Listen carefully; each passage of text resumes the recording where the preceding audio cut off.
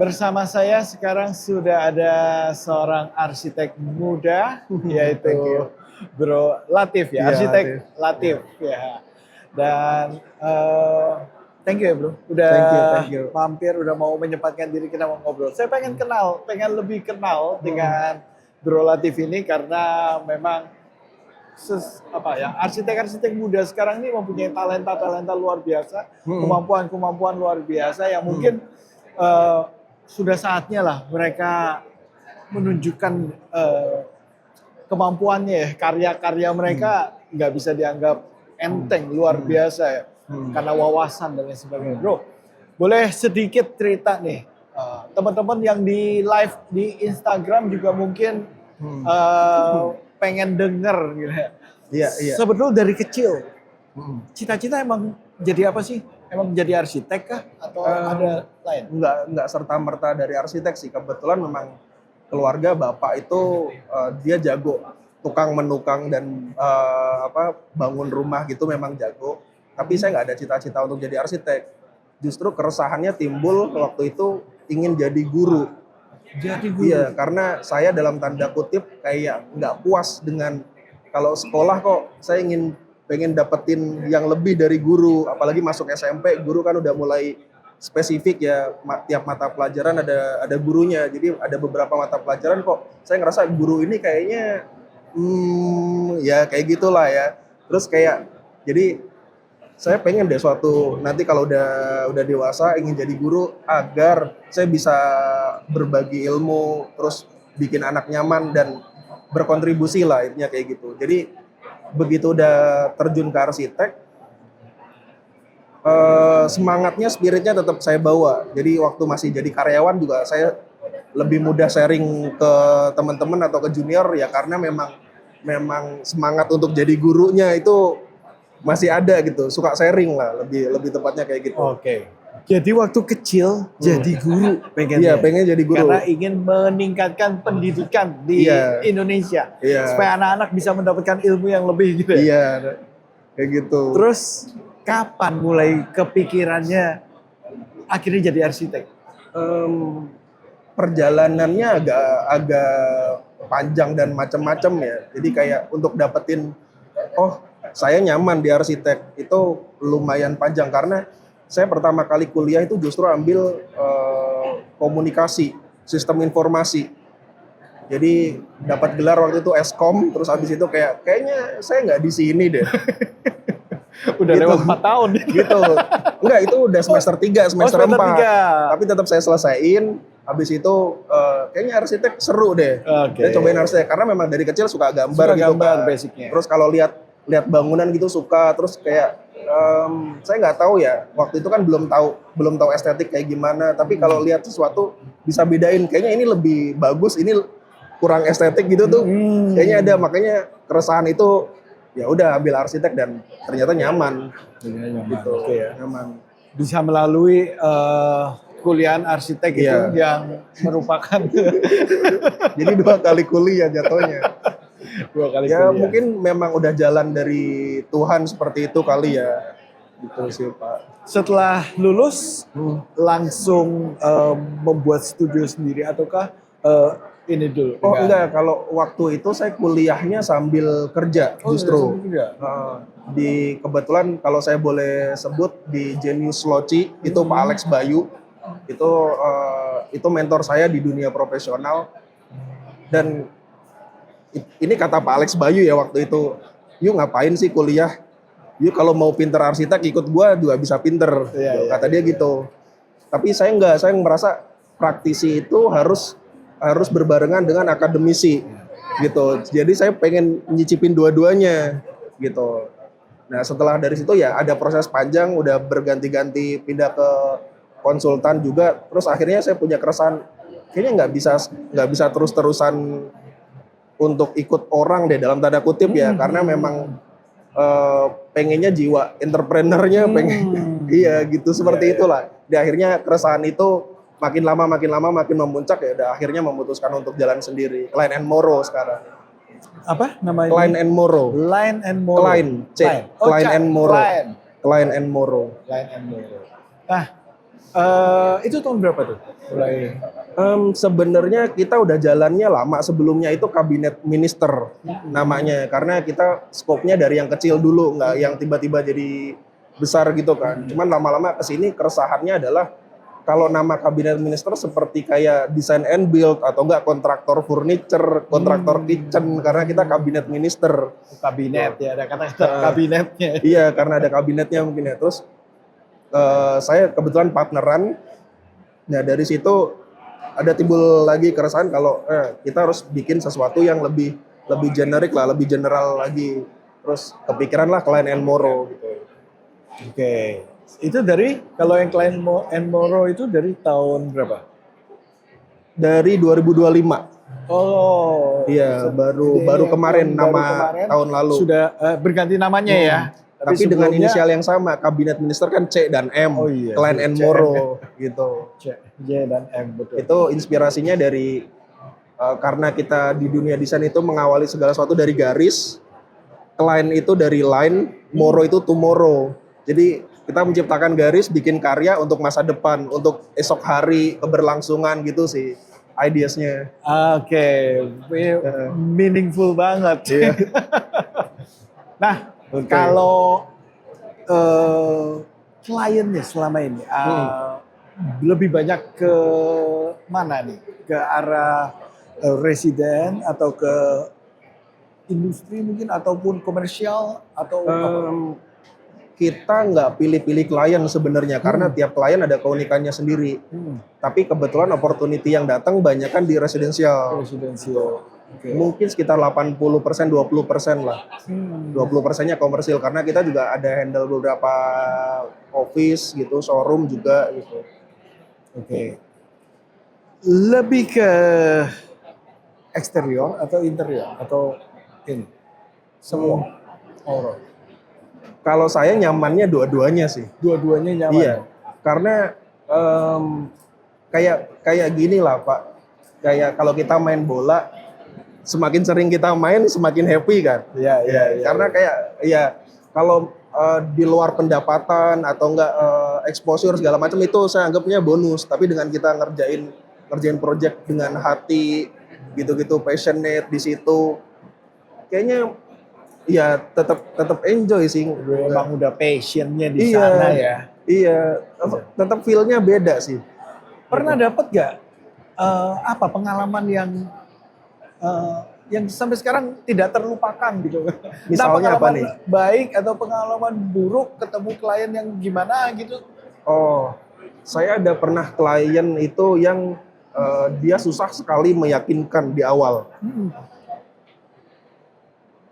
Sampai susahnya itu misalnya saya janjian jam 10 pagi di rumahnya, saya datang jam 10 kurang 5, tidak dipersilakan masuk.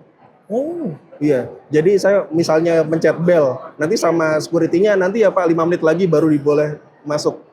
Itu kliennya sebegitunya, sebegitu on time ya berhargai waktu gitu. Dan kalau sama dia biasanya waktu itu saya harus nyiapin satu hari meeting yang lain saya kosongin karena untuk ngeyakinin beliau sangat susah dan biasanya dia minta dispesialkan gitu kan Pak. Tapi pada saat meeting di rumahnya dia semuanya dikasih sama dia. Jadi jam makan siang juga ada makan siang, nanti jam 3 dia bikin sandwich, bikin kopi, semuanya disiapin. Tapi dia maunya lu datang ke sini buat gue ya, lu servis gue gitu. Jadi kalau meeting bisa sampai jam 6 sore, kadang sampai jam 10 malam. Kadang ngomongin proyeknya itu cuma 15 menit, sisanya ngobrolin ngalor ngidul gitu. Tapi at the end, begitu rumahnya udah jadi, kliennya happy dan langsung berterima kasihnya tuh nggak salaman lagi. Soalnya klien-klien yang lain misalnya udah selesai salaman. Ini sampai meluk. Terus kayak ya saya sangat happy, keluarga saya terima kasih sekali dengan Latif bla bla bla bla gitu.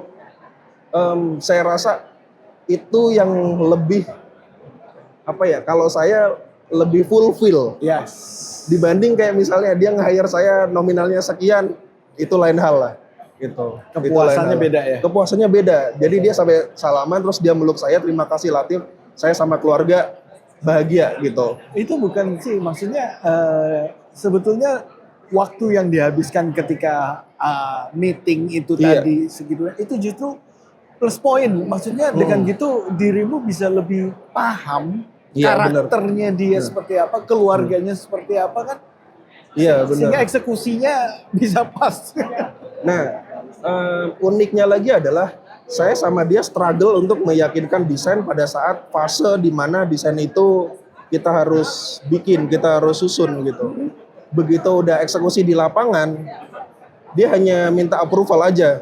Ini kalau Pak Latif oke, saya oke. Oh. Karena sudah melewati semua Iya, tektokan betul. lama waktu proses mendesain Iya, betul. gitu. Jadi begitu di lapangan ada kendala, dia udah percaya aja gitu.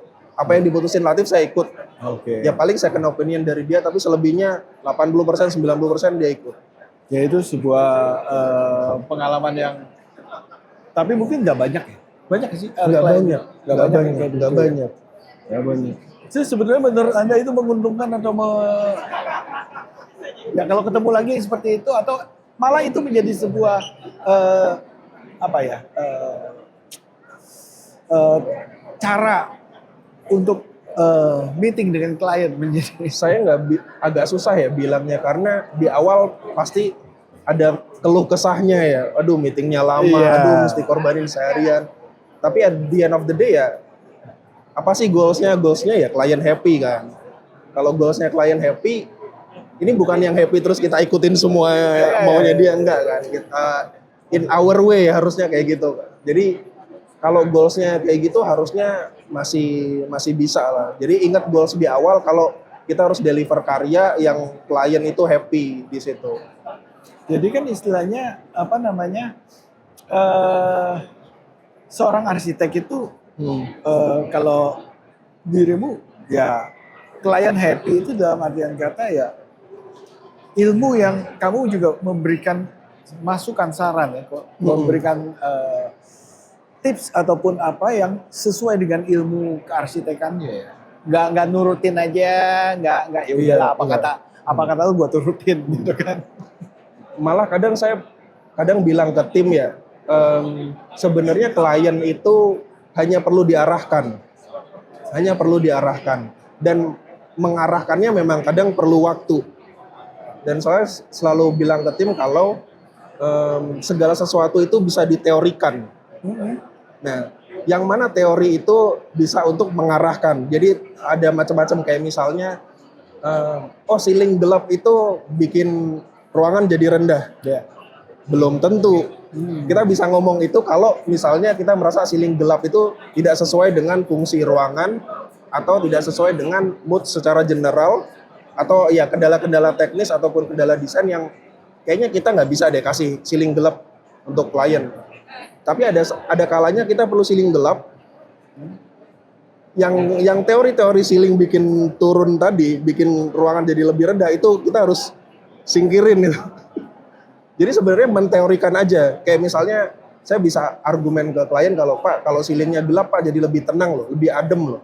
Iya. Di dalam lebih relax loh. Iya. Kalau buat gentleman lounge ceiling gelap enak loh, Pak di dalam relax.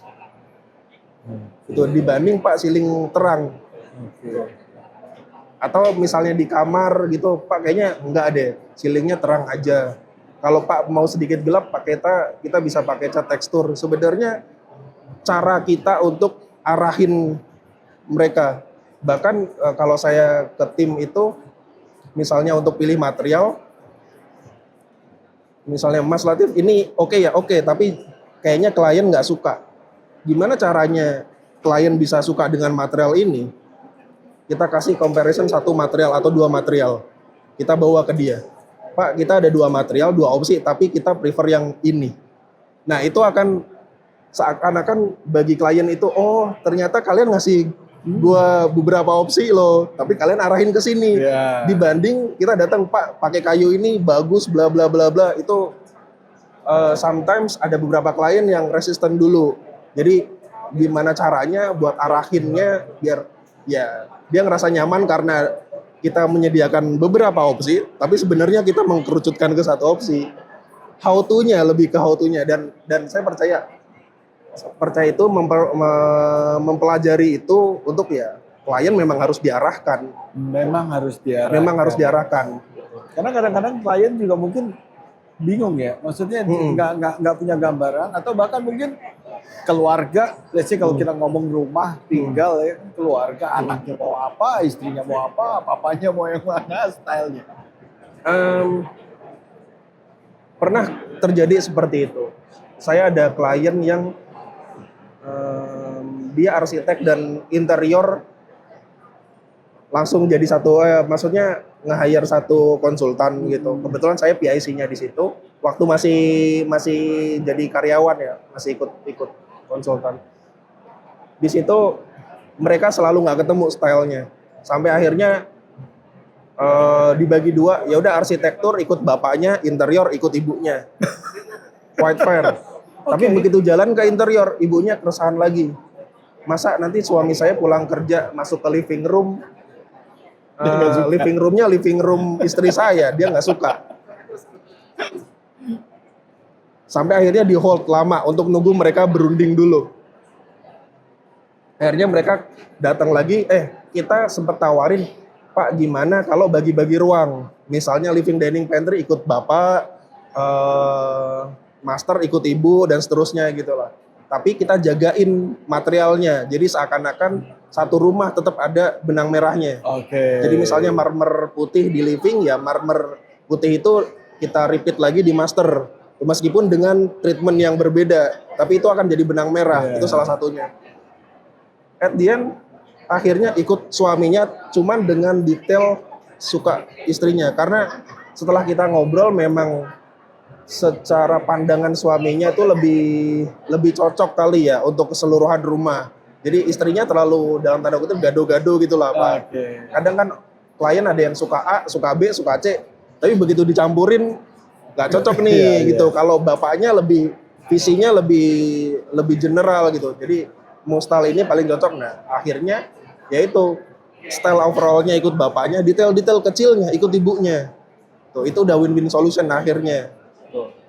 Itu proses desainnya juga panjang sih, karena dari mereka itu baru suami istri ya.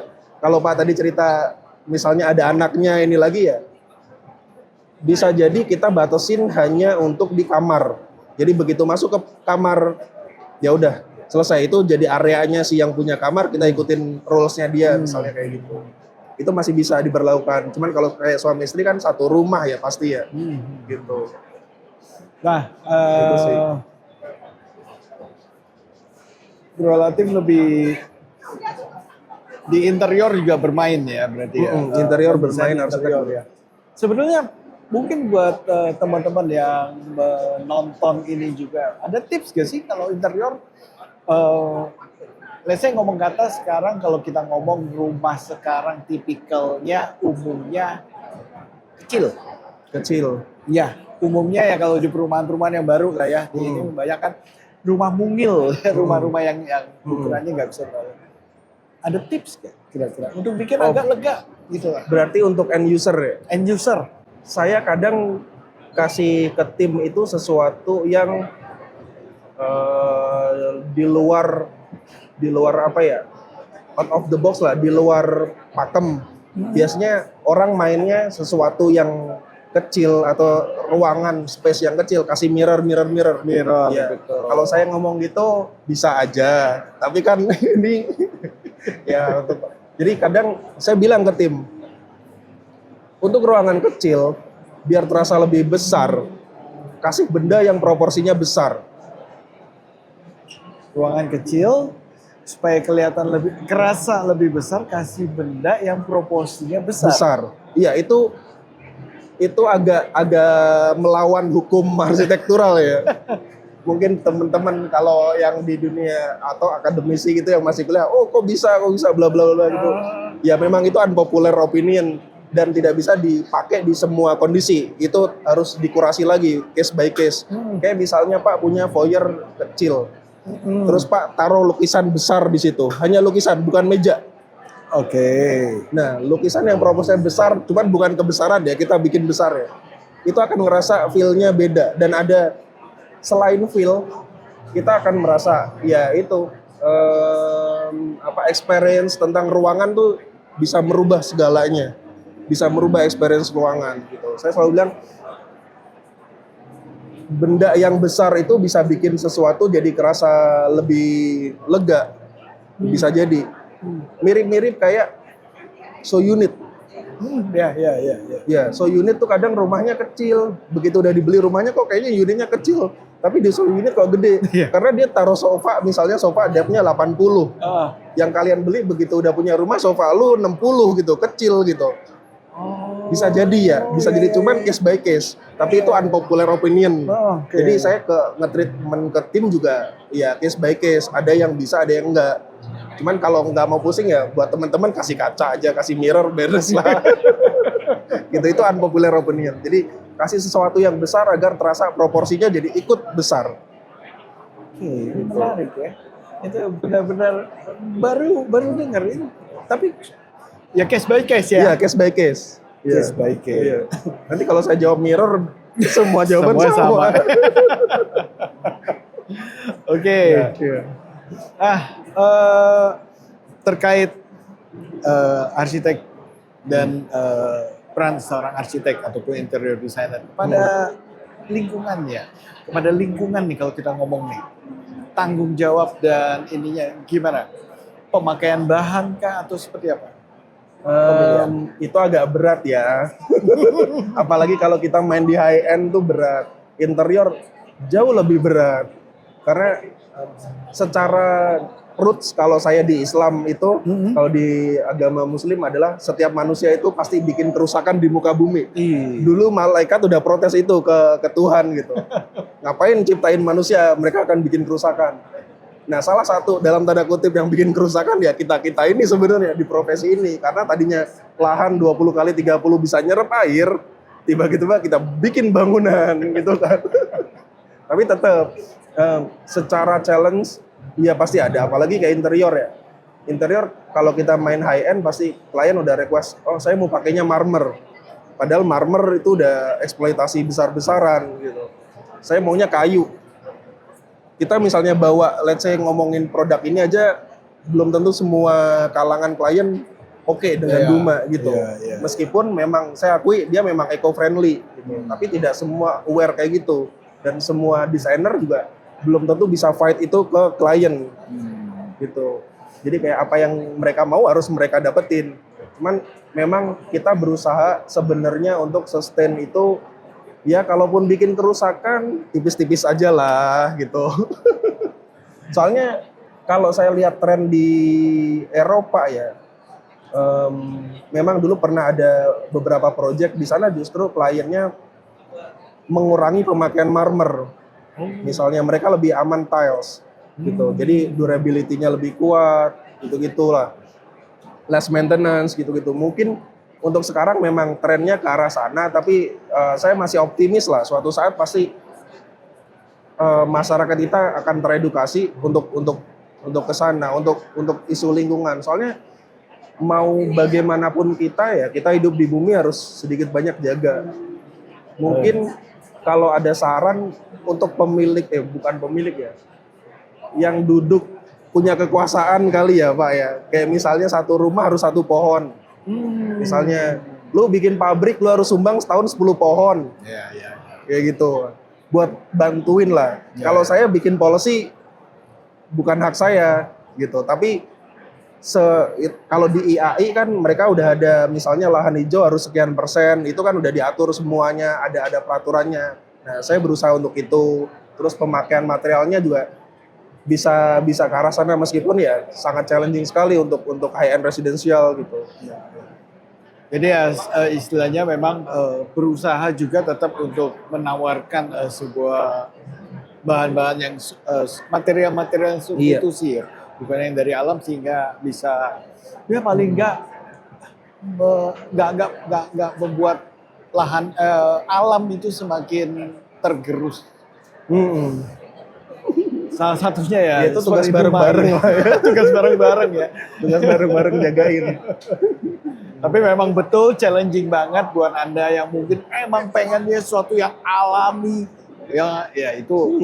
Ya itu kembali lah kita harus sadar juga bahwa alam kita perlu juga diperhatikan ya. Bagaimana membuat elemen-elemen klasik ini tetap muncul, tapi juga nggak kuno lah ya, Iya. nggak yang old days banget gitu ya. Dengan versinya modern klasik ya Iya. berarti ya sekarang. Ya. Kalau kita bisa, kalau mungkin misalnya kalau saya ke tim, ada beberapa proporsi yang kita bisa ambil untuk jadi klasik itu hanya topengnya aja, tapi as a proportion modern. Kalau kita lihat teman-teman lihat misalnya di Instagram kayak gitu, lihat rumah-rumah modern, rata-rata mereka ada satu bahasa, ya ini horizontal. Kalau arsitektur atau interior biasanya mereka main horizontalnya banyak, lining horizontal banyak. Nah kita bisa pakai secara soul horizontalnya itu di interior klasik atau arsitektural klasik, itu bisa mengurangi efek dari jadulnya sebenarnya. Soalnya proporsi jadul biasanya lebih cenderung untuk yang tinggi, untuk yang vertikal. Tapi ya balik lagi, tidak semua ya. Gitu. Itu case by case Lagi ya. Jadi tapi ya. bisa sangat membantu sih itu. Jadi nggak ada salahnya juga pakai kalau memang suka klasik ya, tapi dengan supaya lebih modern tadi ada beberapa tips ya, dengan menggabungkan dengan sofa yang lebih modern dan lain sebagainya. Jadi nggak pure klasik. Iya. Pemilihan warna juga mungkin ya, warna-warna yang mungkin sekarang lebih klasik kan cenderung gold, coklat, yang warna-warna berat gitu ya. Kadang gitu iya. Memang kalau misalnya putih kekuningan krem gitu juga ada yang mereka nggak nyaman ya. Gitu. Pemilihan warna cukup pengaruh. Nggak kerasa waktu kita juga seru banget.